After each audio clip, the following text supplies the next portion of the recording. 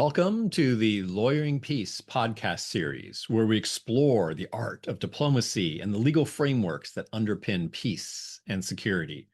I'm honored to welcome our guest today, Professor David Crane. David, welcome to the program. Hey, it's good to be here, Paul. Well, I'm your host, Dr. Paul Williams, the founder and the president of the Public International Law and Policy Group, and the Rebecca Grazier Professor of Law and International Relations at American University.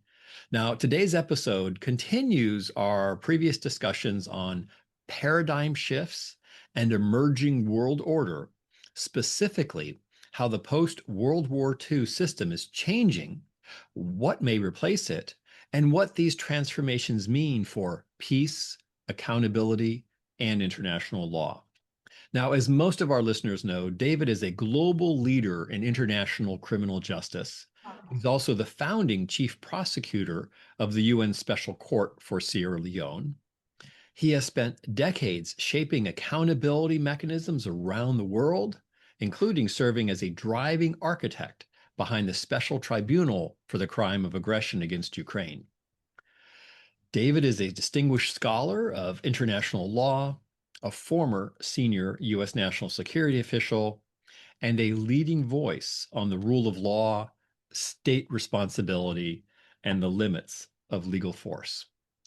David, it's a real pleasure to have you with us, and I'm really looking forward to our conversation. Me too. So let's dive right in, and I want to ask you about your origin story. What first drew you to international law and accountability, and how did your early career shape the way you think about power, conflict, and global order? This is just to give our listeners a little bit of context of where you're coming from. Well, it's interesting. I look at this both as a practitioner, in fact, mainly as a practitioner, and somewhat of a scholar and academic in my later career. But I've always been a practitioner in large part or another. I was a very young 23-year-old where I first entered public service. I was a platoon leader in the 101st Airborne Division during the Vietnam era. And, we had just come out of My Lai and the horror of that.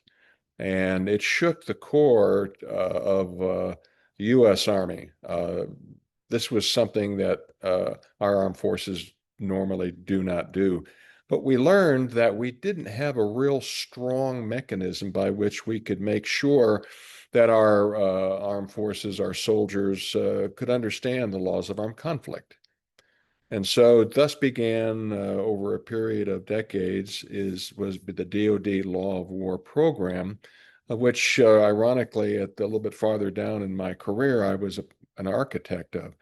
So that the concept of international humanitarian law, laws of armed conflict, war crimes, crimes against humanity, was very much aware of that as I was a second lieutenant, first lieutenant, and stuff in the Army. And then when I went went to law school at Syracuse University College of Law, I began to become more interested in international law, and I rejoined the armed forces as a judge advocate, and was really over time became one of the judge advocate general's corps experts in international law, particularly the laws of armed conflict. And so I was developing, thinking about it, and actually practicing it. And I was a judge advocate and a legal advisor to some of the United States' most elite special operations units around the world, advising them on the scene as to what they could do and could not do related to international law. And so,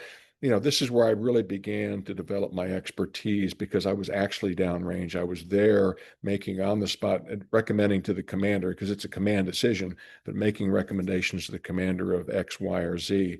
And so then, as I developed that, I retired from the U.S. Army, became a senior executive in Washington, D.C., and was a major policy player in many national security decisions, and was the Deputy Inspector General of the Department of Defense before I got a phone call from Kofi Annan asking me if I'd help him sort out things in West Africa. And so, but with all of that, by that time, we're looking at 30 years worth of practical experience in the international realm as that practitioner. I was very, very comfortable with understanding the concept of international humanitarian law. And so when I went there, and then of course subsequently, I've been doing work as well, mainly with you, my friend Paul, and many others seeking justice for victims of atrocities. So, I'm 40 years into international law and international law practice.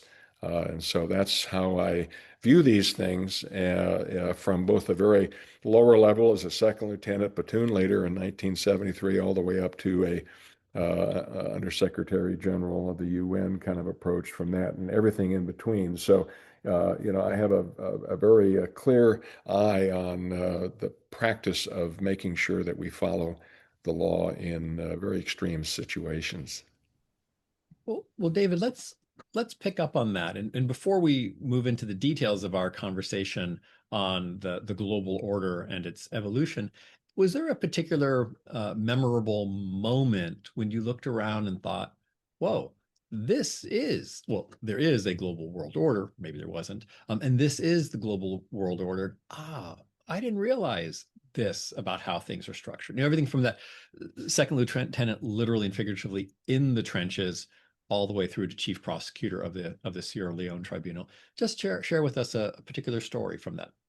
Well, it's interesting. As you well know, my friend, I've got 1,000 stories. I could regale you with Risky question to ask. Story I time. could I could regale you with war stories, but there were several times when I realized the rule of law actually can make a difference, and even if though it's behind the scenes. And I recall I was in a very extreme part of the world with a very elite special operations unit, and I was their legal advisor. And we had a very bad guy in our gun sights via a drone, and he was right there. The challenge was he was attending a wedding, and there were about 150 other civilians all around him. And we had literally had him there. And my boss, a very sophisticated American who understood that we need to do all of this by the rule of law, looked at me and he said, "What do you think?" I said, "I don't think we should push the button because we will kill everyone there, and I think we can get them later on," which we did. But the point being is that that's when I realized, and I think this is important for our listeners. You know, uh, our armed forces aren't perfect, but our armed forces do follow the law of war, and they're very scrupulous. And our DoD law of war program is very, very sophisticated. Even though we've had some very stupid comments by the Secretary of Defense related to the international law doesn't apply, and his macho approach to kill everything. That doesn't apply, and the armed forces aren't really following that because in reality the commanders understand their place and what they need to do. But that was kind of a moment where I, upon reflection, realized that the rule of law works on the battlefield. And I have seen it dozens of times where I've either advised or have been with rounds flashing through my parachute, realizing how the rule of law actually can be applied and allow our armed forces to accomplish their mission under the rule of law using the principles of military necessity, et cetera. So that was kind of an aha moment. Another aha moment was I was chief prosecutor. I was in McKinney, one of my town hall programs, my outreach program, which I started there. And I was standing in front of about 300 of my client, the people of the Sierra Leone. And I just started and I was standing among them, which I always did, even though I was wearing a level 3A bulletproof vest and had a whole bunch of close protection officers all around me. But the point is that a young man stood up, and you've heard me tell this story, Paul, but I think it's important because it is an aha moment. A young man stood up right in front of me all of a sudden and said, I killed people. I'm sorry. I didn't mean it. And he fell into my arms. He was a former child soldier that was abused in Sierra Leone, over 30,000 of them. And as he was weeping into my chest, another young woman 20 years old, missing somewhat a part of her face, uh, holding a young child. And she looked at me and her one good eye said, "The rebels did this to me. Seek justice for us." And, I give this example only because we tend to forget that even though we're into atrocity, accountability, and the rule of law, these are human beings. It's about human beings. And that's why we do it.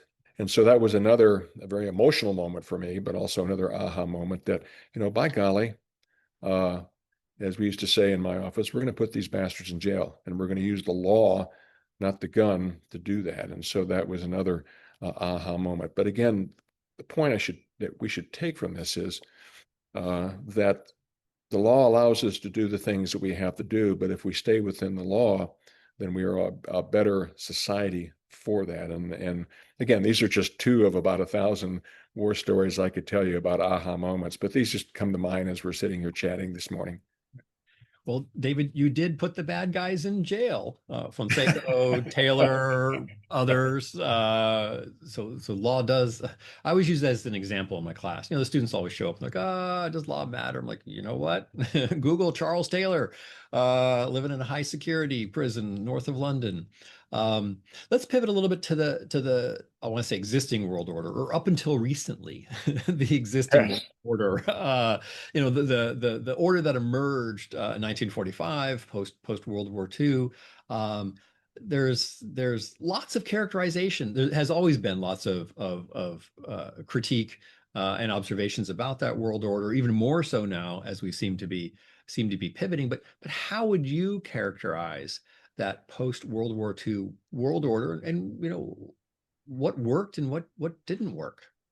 Well, just think about this. What an amazing event. In 1945, the world literally was on its knees. Yeah, there were victors and the vanquished, but the world was at a very tenuous moment. Over 70 million human beings had been destroyed worldwide. Europe was in shambles. The Far East was in shambles. A lot of people don't realize that, but between 1945 and around 1949, another 10 million Europeans died from just lack of systematic care. They had a series of cold winters, food, vigilantism, lack of a rule of law. But for the Marshall Plan, it would have been an absolute mess. And so, in the middle of this turmoil, we see the world coming together and sitting down and go, I bet you we could do this better. This is one of those aha moments in some ways, and that is, what about settling our disputes peacefully and only resorting to the use of force as a last resort? That is a special sentence, isn't it? And a sentence that has endured for 80 years. And so that is something that we have to understand that, the United Nations as a concept is remarkable in history. We've had moments where the world in some form or another has gotten together, mainly to fight another really bad guy like Napoleon, for example. But, the last time we had kind of the quote world, and that was really what I mean is only Europeans, is the Treaty of Westphalia. If it comes to mind, where we had the world kind of trying to figure it out. And then I think in the early 19th century, where in Vienna we had the Vienna Convention and those kind of things and then of course we had the League of Nations attempt to do the same thing in the 20s and stuff. So it's a rare moment, but then to have that idea of settling our disputes peacefully as the cornerstone of an idea that lasted 80 years. And I say 80 years because as we're now in our 81st year, I do have to caution that we have to look at the world as it is, not as we would like it to be. And that UN paradigm is challenged. Uh, and so, but looking back on it, I'm a creature of the Cold War. I mean, really, I spent most of my adult life fighting the Soviet Union. And alas, here we are fighting the Russians again. But the bottom line is it was a tenuous time, but for a couple of reasons and circumstances like mutually assured destruction, the UN kind of was not, it was close, but was the glue which held a very fractured world. We had the East and the West, and then we had the non-aligned states. But it was really a time when really the world was in great turmoil, but for some reason the UN was there, and all the countries that were for or against each other were there. And so there was common ground, a common ground, despite the challenges and the conflicts, and there were many. There was a space in the world where people could come and walk through those gates, and they were neutral and they could talk. And that is the really the sine qua non of the concept of United Nations, is the ability to put a lot of angst aside and perhaps look for common ground. That is what we had. It, again, wasn't perfect, but it was mankind's attempt to perhaps there's a better way of doing things, and that is using the rule of law. So, looking back on it, it is an amazing historical event. And I think throughout history, it will go on, down as a moment in time. Hopefully, it will be a continued moment, but that's why we're here chatting about this. Well, David, let's pick up on that point about hopefully a continued moment. Given the uncertainty globally at the moment, there's a lot of concern about the breakdown of the global order, a paradigm shift, and I'm in this crowd that thinks we are experiencing a paradigm shift. Are we? And if so, what distinguishes this current moment from earlier episodes of turbulence and challenges, as you've noted? Well, we are in a paradigm shift. I fully agree. In fact, the Prime Minister of Canada uh, put it correctly. It's the system has ruptured, and the reason why is that throughout these first 80 years, we've really had somewhat two and then three players that are really the global influencers, and that is the United States, China, Soviet Union slash Russia, who had the capacity to really greatly influence the global world order, both in a positive and negative way. But yet they put their efforts in mainly, I underscore mainly because it didn't happen all the time, but at least they acknowledged the concept of a United Nations and settling disputes peacefully and going to the Security Council and the General Assembly to cause things to happen in general. And of course, we have many situations where we could say, well, that didn't work here and it didn't work there. Got it. But at the end of the day, these major powers and the rest of the world acknowledged that the idea of the United Nations and settling our disputes peacefully was the norm. And we got used to it, didn't we? And little did we know, and Paul, you and I have been doing this for a long, long time. Little did we know that those three powers would walk away from the idea. I know China is very subtle in its approach, but really China is in the UN because it's good for business, and it's probably the right thing to do because it keeps China in a stable situation. But we have two other of the major powers, Russia and the United States, uh, deciding that we're going to do it our own way. And at first, it started with obviously in 2014 with Russia testing the waters in Crimea, and then full-blown aggression in 2022, and walking away as a founding member of the United Nations and a member of the Security Council, literally walking away and ignoring the concept of settling disputes peacefully. And then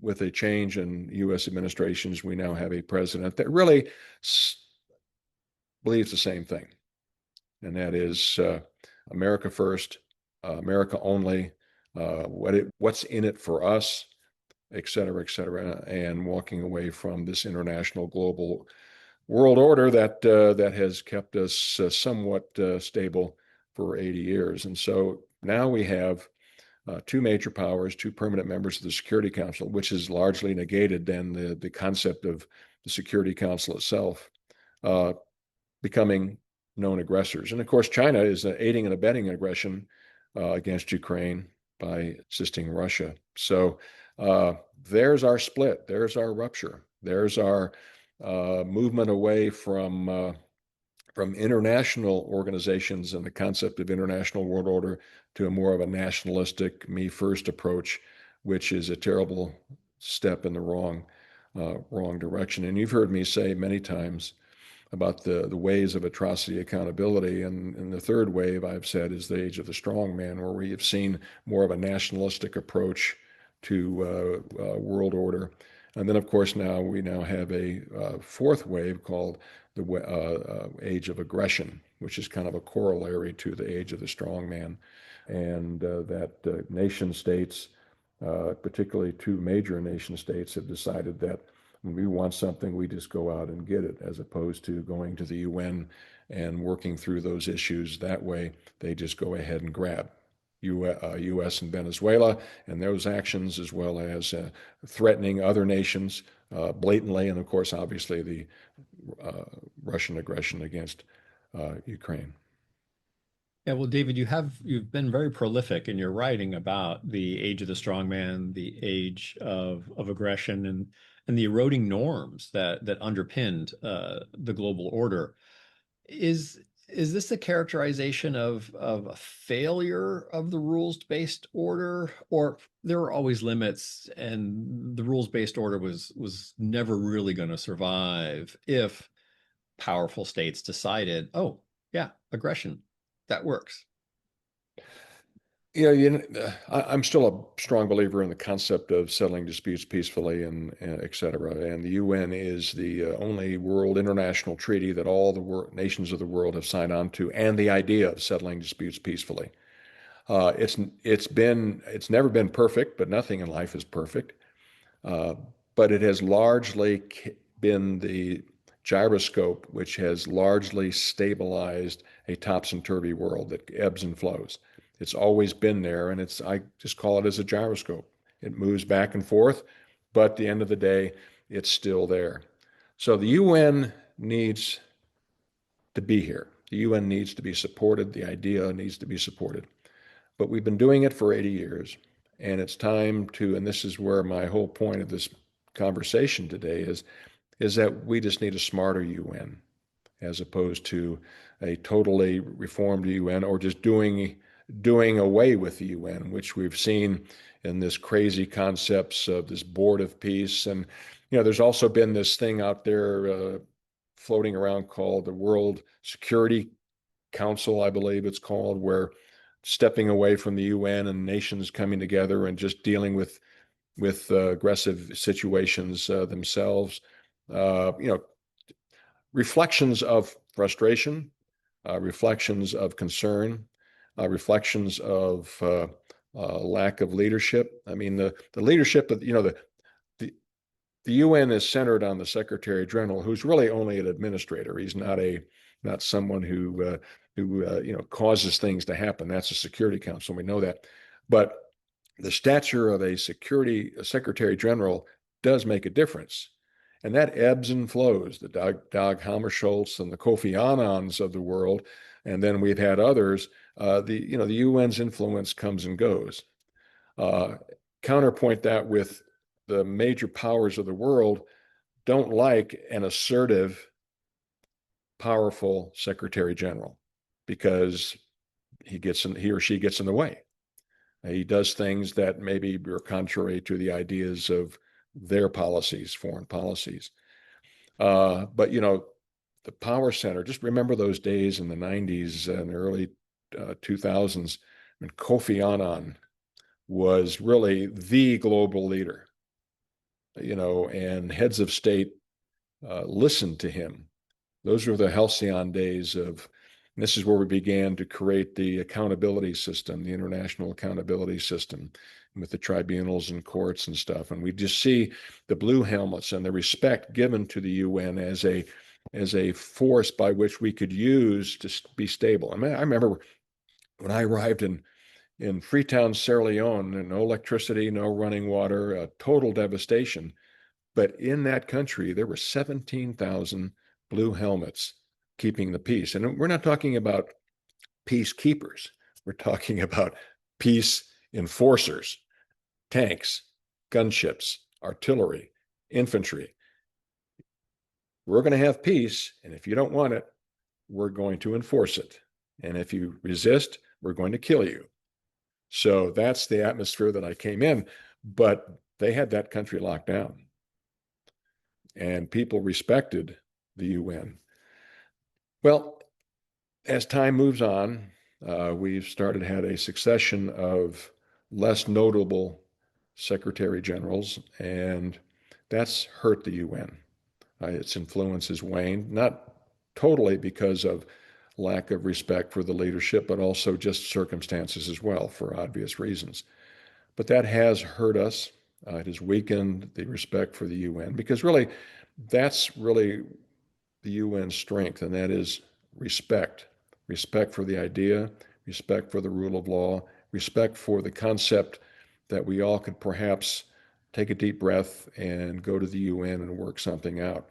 And that's where our challenge is we have a weakened, disrespected UN, but then we also have this phenomenon of the strongman and the movement of a nationalistic approach to world problems and internet and domestic problems. And then the breakaway by really 2 to 3 of the 5 permanent members of the Security Council kind of walking away, or at least perceived to be walking away.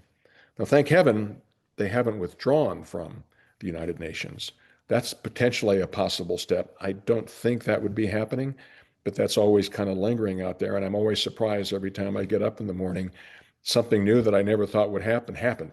So I'm hedging my bets, but the idea is I don't perceive them walking away, though there's been some threats from the Trump administration as they start withdrawing some of their funds to the UN, not all of it, but using money as a way of kind of threatening the UN. And it would be a huge challenge for the UN if the United States pulled out of their dues. That would be a huge blow to it. But at the end of the day, this is really the challenge of the UN is we have major powers, total lack of respect for the United Nations writ large, and I think that's going to hurt us until political circumstances change.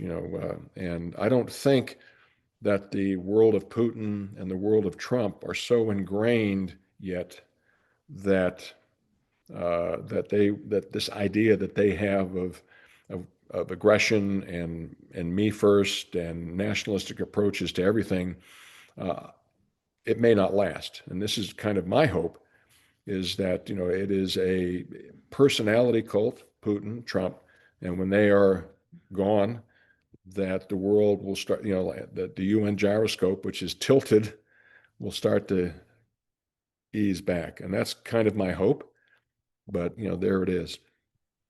Well, David, picking up on your hope and your recommendations, you recently released an article, "The world doesn't need a new UN, it needs a smarter one." And you argue that security initiatives should reinforce, not replace, existing institutions. What's your blueprint for making the UN smarter? Well, having worked in the UN system and personally and professionally, the UN is in some ways, and let's be frank about this, though this is not about bashing the UN. In some ways, there are a lot of and you know this as well as I do, a lot of form over substance. The processing of anything is laborious, painful, and not timely. And so that in and of itself needs to be considered. A leaner, meaner, flexible ability to deal with humanitarian crises, armed conflicts, etc., where it can respond. Now, it can respond, and we've seen it respond. But the thinking of all of that, of how can we do it better? How can we do it more efficiently, is a challenge for the UN. And so what I'm advocating is the idea is perfect, settling our disputes peacefully, the whole world joined together. That is the cornerstone. But we now have to look at, in our next 80 years, an ability of that important body to work with the world, which is evolving for many reasons, socially, technologically, militarily, politically, culturally. Uh, it was a fragmented world in 1945. It is now a world that is technically joined together despite all of the nationalistic approaches. But, we have a world economy. We have an international finance system. It used to be where uh, wars and conflict were good for business. Now, wars and conflict disrupt this whole international flow of commerce, monies, etc. And so we have to, and the UN hasn't adjusted to that. The UN is slow to react to this very fast paced and continuing fast paced events that are affecting world society, that they have to be able to have that ability to be nimble enough to adjust or to address or to answer to or to work with whatever these fast evolving things happening. And so, in a general sense, that's what I'm advocating, is that capacity to work internally, but also work with other institutions that are starting to become major players and major powers. Uh, the non-governmental organizations system is as strong, as robust as I've ever seen it, even though it's challenged with always the funding issues and stuff like that. But its capacity and abilities are there. Uh, there has to be an ability to bring in that with the UN system in a way that is, even though we do have a relationship, but an ability to decide how can we use that innate capacity that the NGOs bring to the system. We have to give a little bit more deference and an ability to uh, work with the regional systems, uh, the Organizational American States, the Arab League, the European Union, etc. These are important political, economic, and cultural areas which I know that there appears to be something, but I think that there has to be an ability for the UN and these regional organizations to think about sharing power, sharing influence, sharing the capacity to rapidly deal with something within the region, with the regional organizations as the first responders and the United Nations as the overall umbrella of stability and supporters of those first responders. So something to think about in that regard uh, as well. And then also just the ability for the world is interconnected. We talk to each other. Uh, and I remember when I was in one of my town hall meetings way up in the northern part of Sierra Leone, and there's nothing up there. It hasn't changed in 1,000 years, but yet they were all listening to BBC radio, Focus on Africa, 3, 5, 7, and 9 o'clock at night on hand crank radios.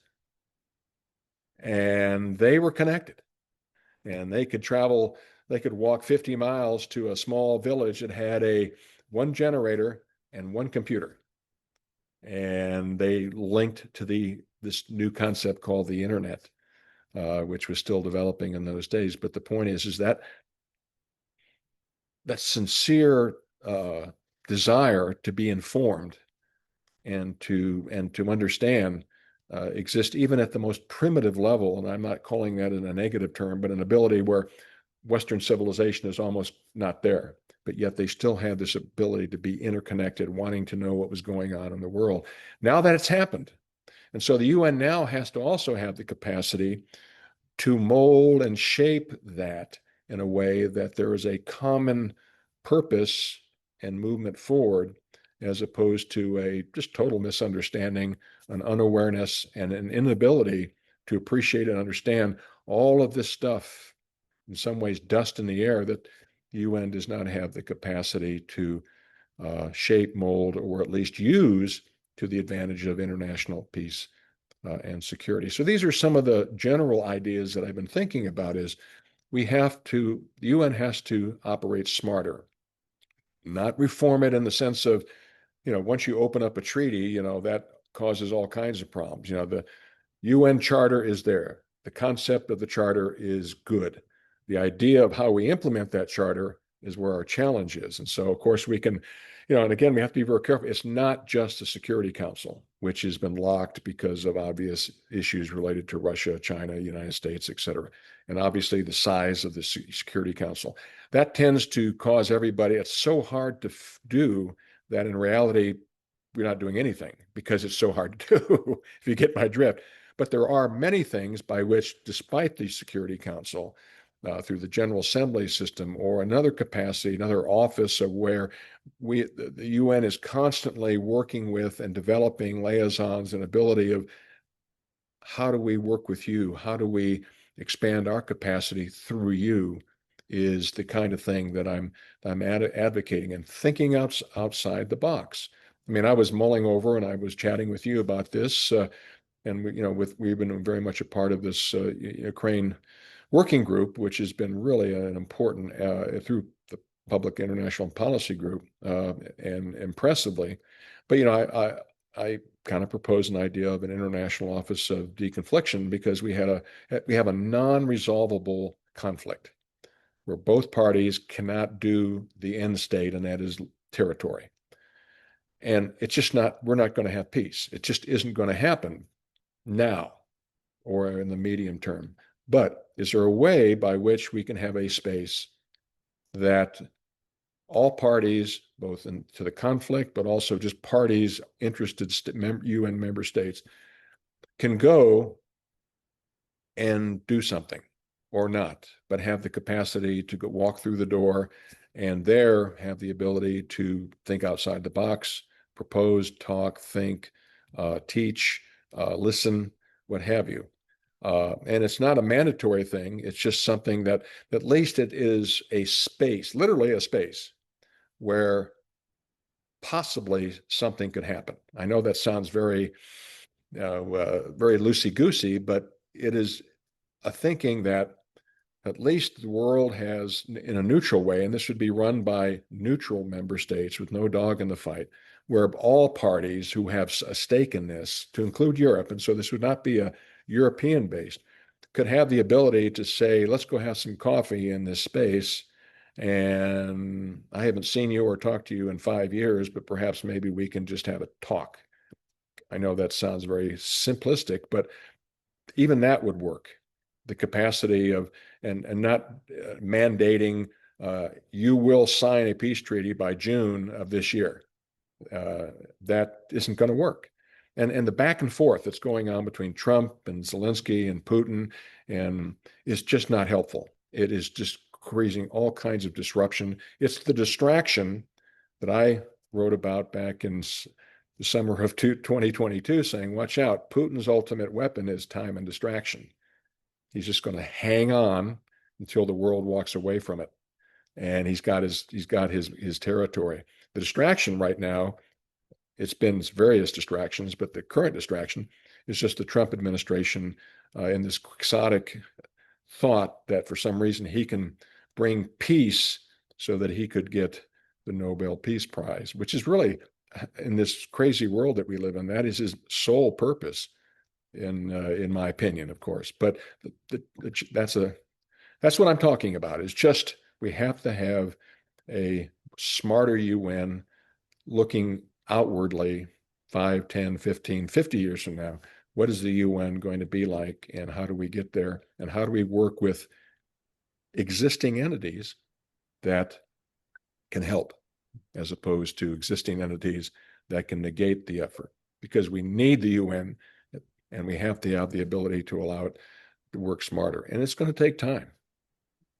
Well, David, one of these major distractions is this paradigm shift, this evolving global order, and it sounds like you're thinking ahead of the curve about a space for deconfliction, reform of the United Nations to make it smarter and more effective.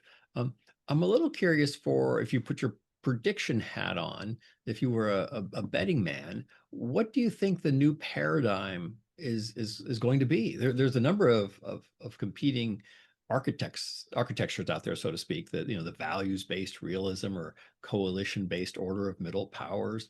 fragmented regionalization or a new bipolar, multipolar, or systemic chaos? What do you see as the potential likely new global order? Potentially all of it. So you're spreading your I know that covering that's not an answer, but I mean, it could be any and all of that. We could have a fragmented world. We could see the UN become a League of Nations kind of entity where it has no respect and ignored. We could have a movement forward where the smarter UN begins to move forward and to start working with entities, as I've been talking about. We could have, and this is a doomsday scenario, we could have China, Russia, and the United States sit down and enter into a grand detente and become the world, literally the world leaders. That's unlikely, but the point is, it's just the potential is there. I think right now we are in a downswing. We're not entering into a world of complete darkness. I think that right now we will have a European Union backed by other more Commonwealth countries like Canada, Australia, what have you, and right-thinking nations like Japan, Indonesia, and somewhat India, Brazil, Argentina, what have you, that aren't going to let this rip asunder. And so right now we have a, uh, a country like China holding its cards very close to the vest, watching what happens. I think they're not going to affect this because I don't think they really believe that this is the end of the beginning of the end. I think they are realize, and I think correctly so, and I believe this too, is that the other two influential powers, the United States and Russia, are going through a political moment. Dangerous, yes. Medium term, yes. But at the end of the day, not a lasting effort, not a lasting situation. And so they are. I don't think China is going to be bold and move and to move with or in the direction that the U.S. and Russia have gone, because this is bad for business, and China is all about business. Really, at the end of the day, yeah, they have this itch they have to scratch called Taiwan, but at the end of the day, China is about business. And they realize that world turmoil will basically be bad for business and actually ruin politically what they have going on in their country. This strange balance of dictatorship, socialism, communism slash capitalism, and somehow that seems to be working now because they own everything. But when the world begins to and it collapses, that whole structure really starts dissolving. But with the U.S. and Russia, I think it's medium-term challenge. I don't see it in the next 3 to 5 years. This time 5 years from now, God willing, when you and I are still chatting about this, I think it will be a world recovering, a world seeking renewed balance and discourse is my kind of projection. So that we are in tough times now, but I being the eternal optimist, having been doing this for almost a half a century, though, is at the end of the day, I think the world will right itself again. That the Putin-Trump phenomenon is just that. It's not going to go easy. It may not even go clean, but it will end, and that we'll begin to move back. But Europe, as the counterpoint to all of this, has to remain steady. And they don't have a history of this. They're not a resolved peoples. They have been kind of in the shadow of the United States. This is their moment in history to stay strong, to stay balanced, to stay determined, and hold the course. Because from them, this new world order, and I don't like to use that term very much because it's kind of trite, but this new possibility of going back where a UN-centered rule of law, better run UN world will eventually happen. And I give that less than 10 years. It will be moving back into a more positive direction related to the rule of law. Wow, David, you are an optimist. Let's let's test your optimism on the arc of accountability for atrocity crimes. Do you've dedicated much of your life to actually prosecuting those responsible for atrocity crimes, as well as building out the architecture. And you're one of the key architects of this new tribunal of aggression for the Russian crimes committed against Europe/Ukraine. Will accountability as a central norm survive this 3 to 5 years interim period?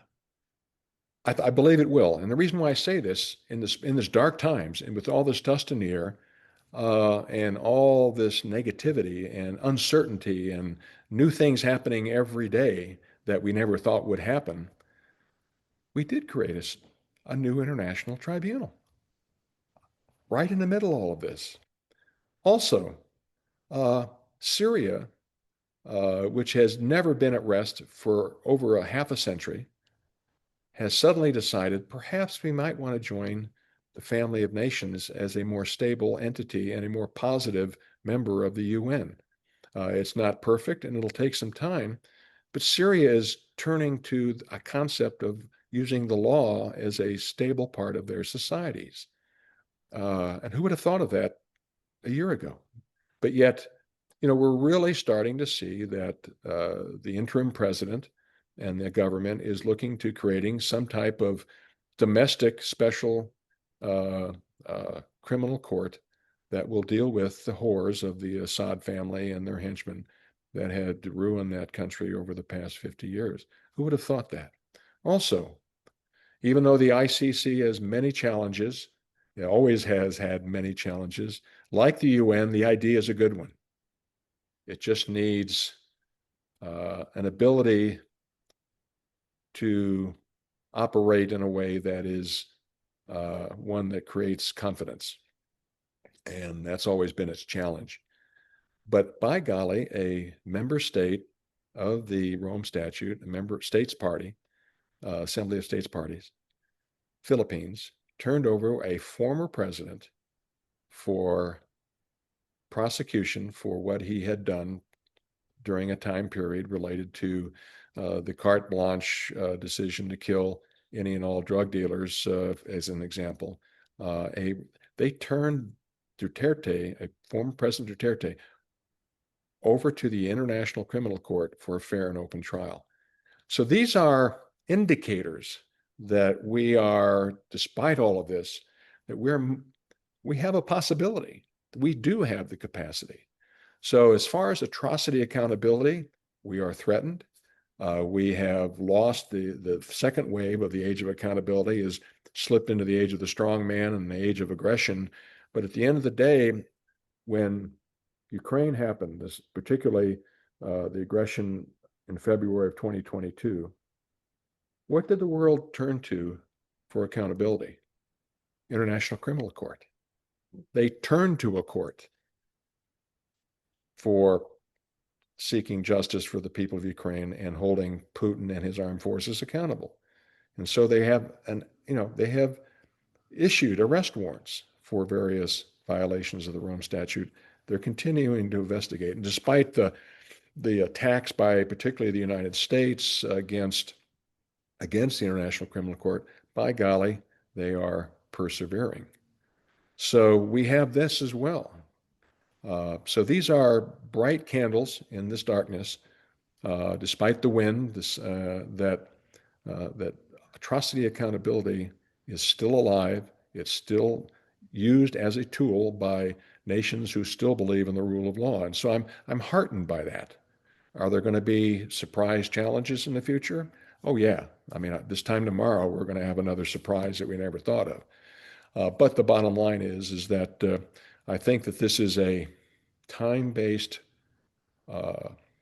circumstance, and that these two individuals, Putin and Trump, are not going to live forever, and they don't have the infrastructure to sustain future negativity well into the future. I think that we will see a movement away from this idea and back towards a more internationally rules-based system to keep international peace and security. That's why I love talking to you, David. You always have an optimistic take on some of these core issues that keep me up at night, that worry Oh, me. yeah, I Uh, don't, there are times I don't sleep well either, but at the end of the day, I have this, I've just been doing this for so long. I still have this, perhaps some would call me naive based idea that at the end of the day, the rule of law is more powerful than the rule of the gun, which I told my client, the people of Sierra Leone, every day that don't watch what I say, watch what I do. And we took a very dark period in their world and showed them the rule of law can bring a stable society. well, David, picking up on that, what should lawyers and policy professionals be doing on an individual basis? You know, of our thousands of listeners, we have early career, mid-career, late stage career, constantly thinking about, right, what can I do to make a difference, have an impact? Um, in this paradigm shift that we're experiencing, what can lawyers and policy professionals be doing to add value? Well, the first thing to do is to stay strong, stay focused on your profession, whether it be a policy person and particularly a lawyer. The lawyers are going to be the cornerstone to the continuing on through this dark period, a rule of law based order.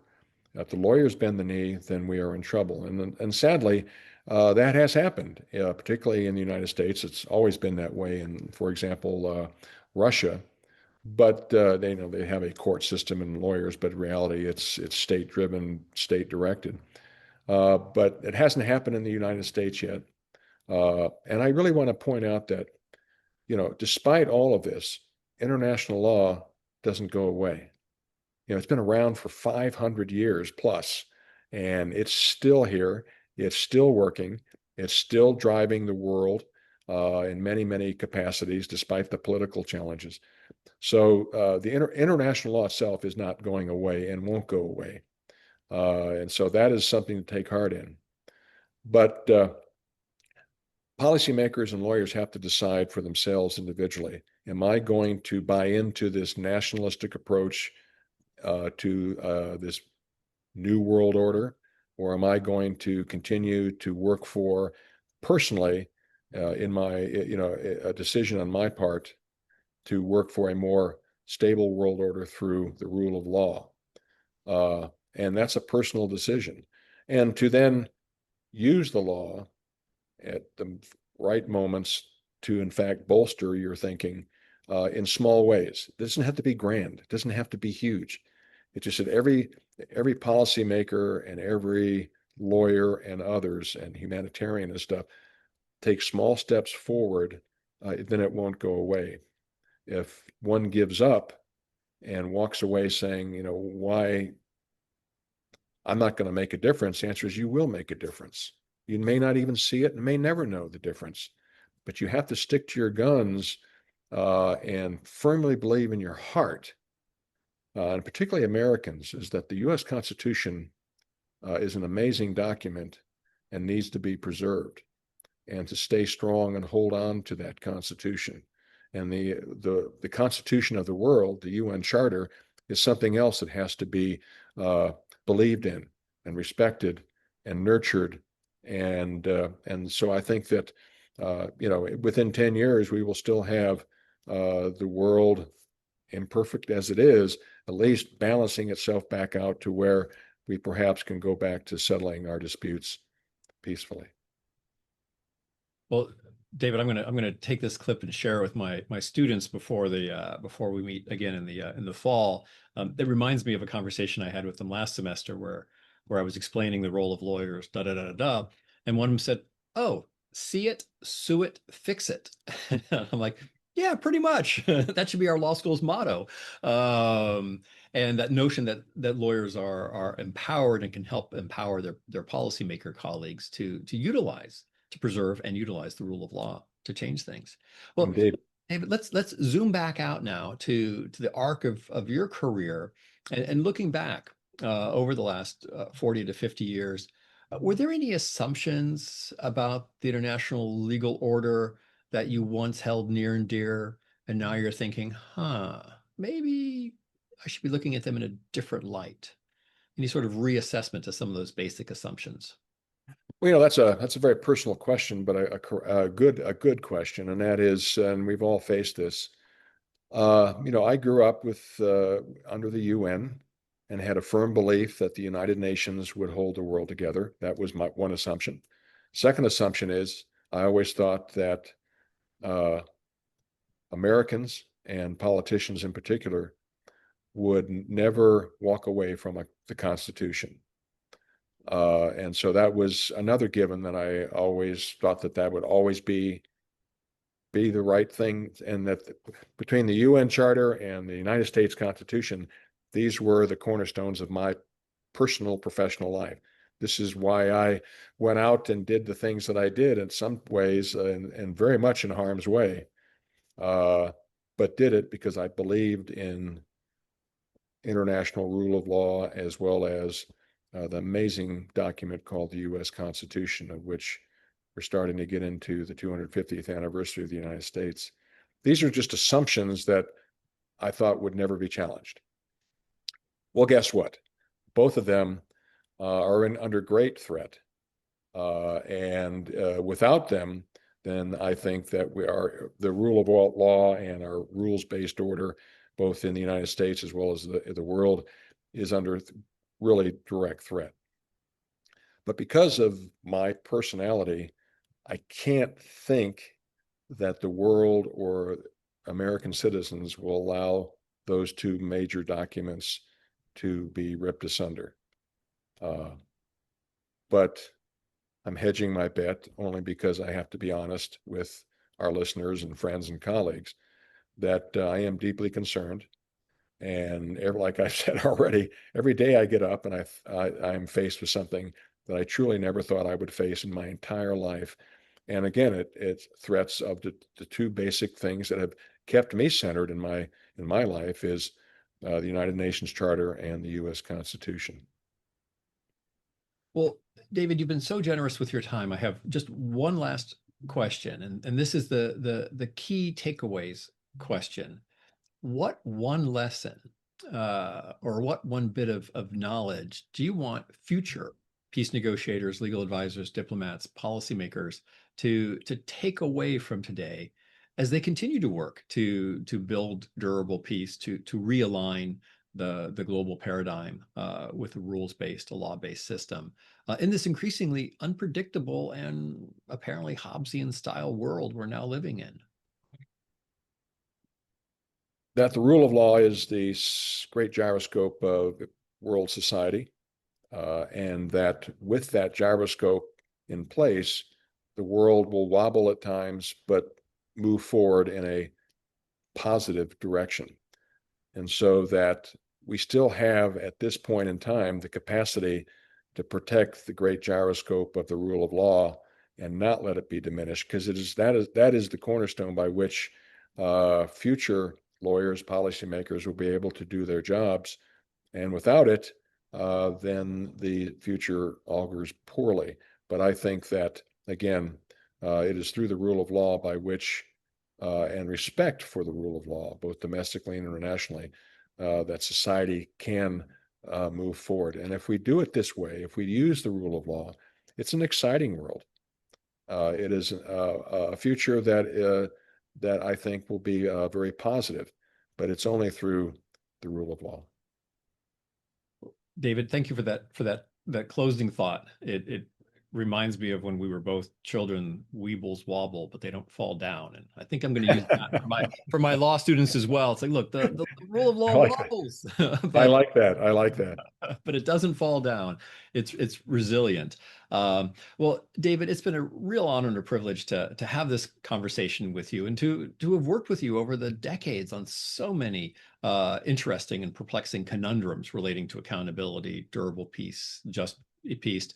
I'm in awe at the work that you do on Ukraine every single day, helping the Ukrainians defend against Russia's war of aggression against Europe, creating the aggression tribunal, and then just constantly there for the people of Ukraine, acknowledging what they're suffering and thinking through ways to hold Russia and others accountable for those atrocity crimes. I also want to thank our listeners for joining us on this episode of Lawyering Peace. We look forward to continuing this series as we examine how today's paradigm shifts are reshaping the practice of peace building and international law. David, thank you for helping us kick this off. It's been my pleasure as always, and I'm a proud member, a senior peace fellow of your great organization, the Public International Law and Policy Group. And keep working at it, Paul. You're making a difference. Thank you, David.